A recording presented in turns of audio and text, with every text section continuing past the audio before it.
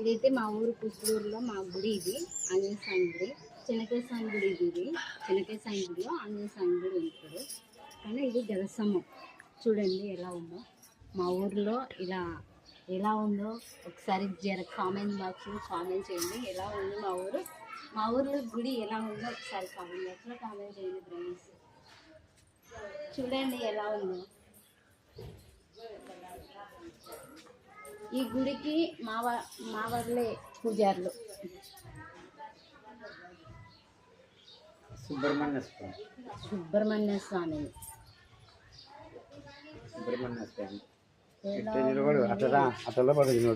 లోపలికి లేదు లేదు తాళం వేసుకుంటాం. వద్దులే ఇంకా వద్దు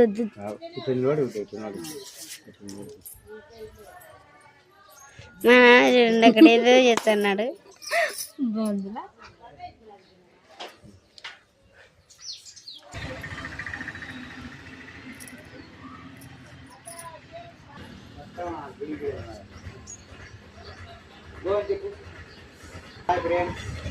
ఇక్కడ ఈ కుసులూరు గ్రామంలో వీళ్ళకు తెలియకుండా ఫస్ట్లో శనికేశ్వర స్వామి, ఈ గుడి శనికేశ్వర స్వామి అయితే ఈయనను అక్కడ తగ్గులో నుంచి రోడ్డు మీదకి వచ్చినాక ఈయన కూర్మయ్య రూపంలో ఇక్కడ కొలువైనారు.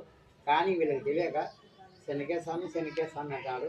రూపము కూర్మయ్య రూపంలో వచ్చి ఇక్కడ కుసులూరు గ్రామం అందున నంద్యాల జిల్లాలోని కొలువు తీరినాడు. ఇక్కడ ప్రతి అందరూ బియ్యంబ్యాలు శనివారం నాడు తీసుకొచ్చి మీ కర్మాలున్నా నిష్ఠతో వచ్చి చేస్తే మీ ఇంట్లో సమస్యలన్నీ తొలగిపోతాయి. ఇక్కడ పెద్ద విపరీతమైన స్నానము దేవస్థానం. ఈ దేవస్థానంలో చేసిన వ్యక్తుల కొన్ని సమస్యలన్నీ ఎత్తుతాయి. కాబట్టి ప్రతి అందరూ ప్రతి ఒక్క జిల్లా కానీ ఎవరైనా కానీ ఈ కూర్మయ్య రూపంలో ఎక్కడో ఉంది టెంపుల్, కానీ ఇక్కడ ఈ నంద్యాల మండలంలో ఇక్కడ నివసించినాడు.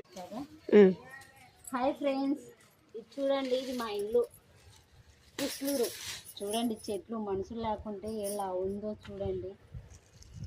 అయినా మనుషులు లేకుంటే ఇట్లే ఉంటుంది అన్నమాట. చెట్లు ఇట్లా మొలిచినాయో, చిల్లర చెట్లు ఒకటి నానాకు వెళ్ళ మొలిచినాయి.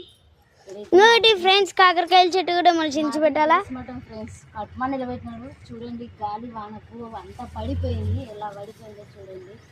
కట్మని నిలబెట్టింది. ఇంకోటి క్యారెట్లు చూడండి, చిన్నటివి అవి కూడా చిన్న కాకరకాయలు. ఇదండి ఇది జామకాయల చెట్టు ఎంత బాగుందో. అండ్ కాయలు గోరెంటాకు చెట్లు ఎంత బాగున్నాయో. ఇది ఏంటో నాకు తెలియదు. చూడండి.